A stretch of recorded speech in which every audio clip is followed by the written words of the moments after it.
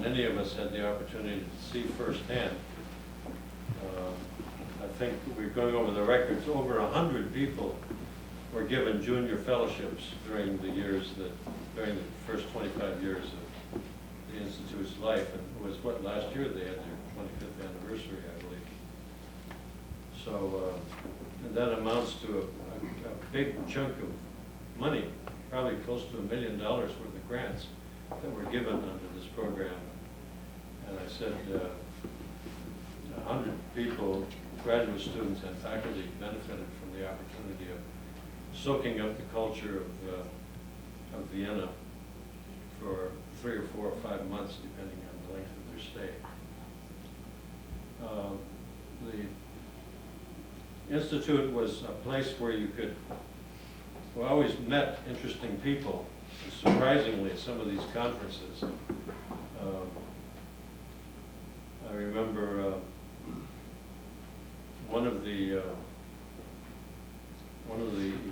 events I remember was meeting Franz Cardinal Koenig at some kind of a reception. He was a very friendly, unassuming guy and liked to chat. And as a matter of fact, I told him about this guy here, Arthur Kennedy, who we went through BU at the same time. We both started our graduate programs in about 69, 70. And I said to Koenig, I have this friend, he's teaching out at the College of St. Thomas in St. Paul, Minnesota. So you should keep your eye on him. He said he could go places, and now he's a bishop. So something must have worked with Cardinal Koenig, who was this masterful ecumenist during the papacy of John the 23rd. So I asked Arthur if he would say a few words about his own recollections of Krzysztof, who was also a remarkably unassuming guy. Everybody knew him. He knew everybody in Europe, I think, in the media or politicians, people in high places. And he was so easy to get along with and to talk to that it made a big difference, I think, in the success. And His Excellency Arthur Kennedy was one of the first junior fellows, I think, when the Institute was on Goldig Gaza at its first location before it moved over by the canal. One other time I remember going to a conference there, I think it was one of the religion and secularism conferences that were inspired by Charles Taylor. And we had prearranged seating in the Hofburg. And during the first break, I realized that sitting next to me was Richard von Weizsäcker, the president of the Federal Republic. And I said, oh, this guy, Michalski, knows how to get around and how to contact. And that was quite a remarkable but short career. So, Arthur?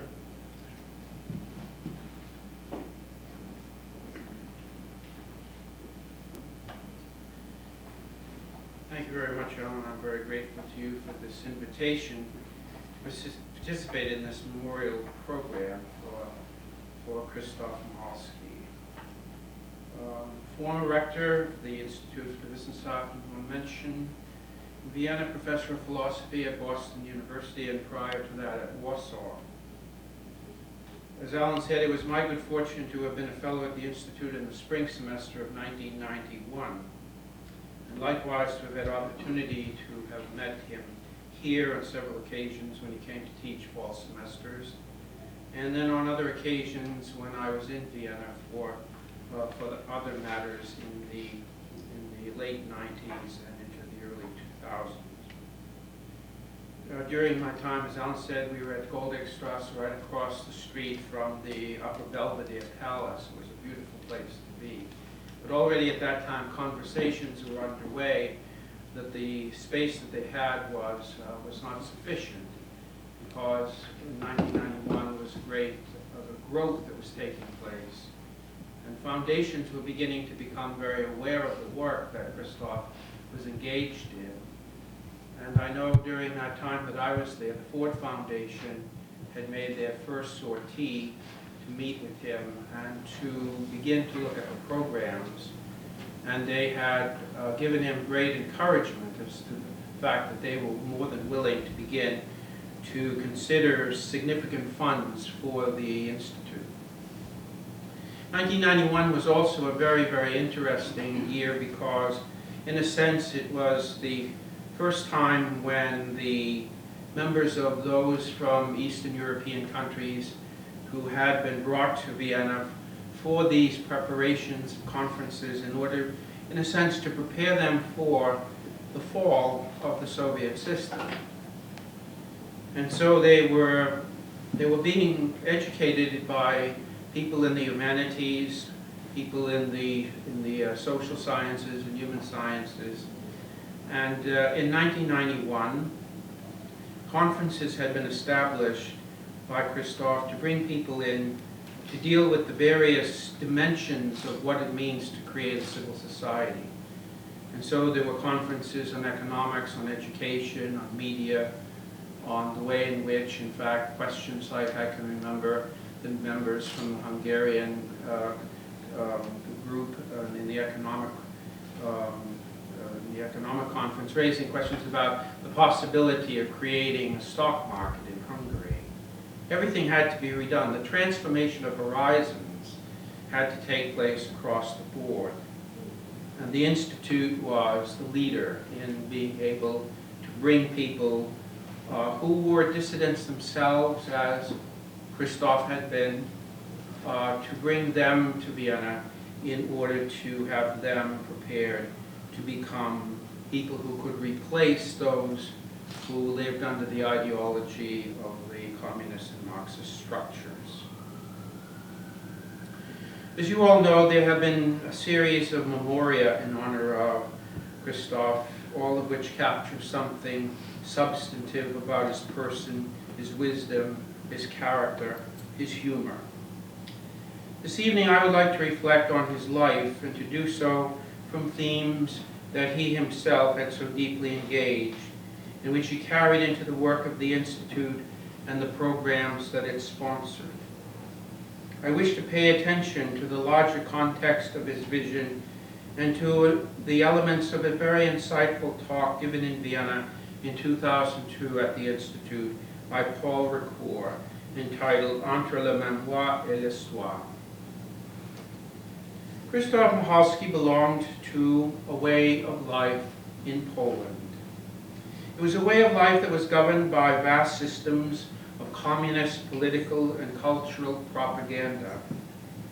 And this, indeed, had been a replacement for the brutality of Nazism that had first taken its aim at Poland and then across the whole of Europe in what Eric Voegelin would call a murderous grotesque. 6 years of Nazism, followed by 45 years of the truncation of all human endeavor and meaning, was what the people in Poland suffered. Krzysztof found that in the university in Warsaw, when he went there as a student to study philosophy, that there were a number of still very worthy teachers who were able to encourage and to draw the younger people into a sense of beginning to recognize the value of philosophical analysis, and also of recognizing that a philosophical learning has its practical consequences in the way in which life is lived. Among those who was most important to him was Leszek Kolakowski. Kolakowski had a group of students with whom he would meet, and with whom they together would learn, with him and with one another, in the conversation that is so much a way in which ordinary graduate studies take place, and especially in the way in which those who study philosophy together become friends and hone their thinking in the undertaking of something done as a community or solidarity. This Krzysztof did under Kolakowski's eye, and also he did it in a way that one who was later to become his friend had done 25 years before, that is Karol Wojtyla. who lived in the Krakow bishop's residence, hidden away, studying philosophy and theology outside of the eye of the offices of the Nazi governments.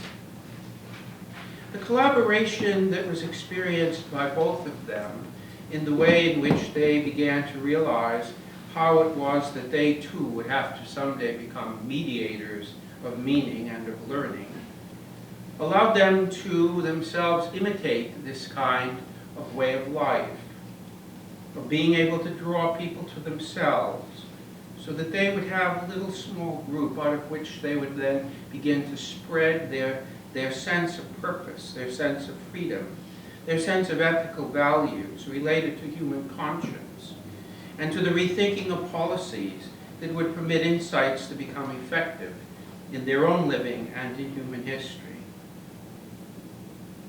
It is interesting that the three persons who became so close together and so much committed to the reversal of evils that had so overwhelmed Eastern Europe, namely Wojtyla, who became Pope, a priest-philosopher, Joseph Tischner, and Krzysztof himself, along, of course, with Krzysztof's Czech philosopher friend, Patočka.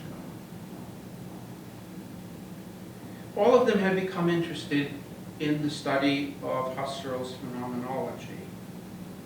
Wojtyla had studied not only classical Thomism in Rome, but also in France he had studied Max Scheler. His habilitation was entitled A Reevaluation of the Possibility of Grounding a Catholic Ethic in the Philosophy of Max Scheler. Tischner had also studied phenomenology and was employing it in issues of political and economic questions. He had written on the philosophy of drama, and that made him very dear to Wojtyla. And he spoke often to those who were emerging as union leaders about the crucial nature of human conscience. There was this very important thing that was related to the way in which the preparation for the Institute was taking place. That this was a philosophy that was concerned in a way with the kind of philosophy that Plato understood philosophy to be. It would be an instruction as a paideia, as a way of bringing people into a share in a culture. And it was a culture that would call them to a common way of life and a common commitment to one another. Tischner was deeply aware of the need to employ philosophical rather than immediate religious language, so that the conversation that they knew among themselves would expand. In fact, Tischner was oftentimes very critical of Catholicism in Poland, speaking of it sometimes as being as flat as a pancake. But he knew that the conversation had to move both beyond the church and the academy. In a presentation in Wawel in October 1980,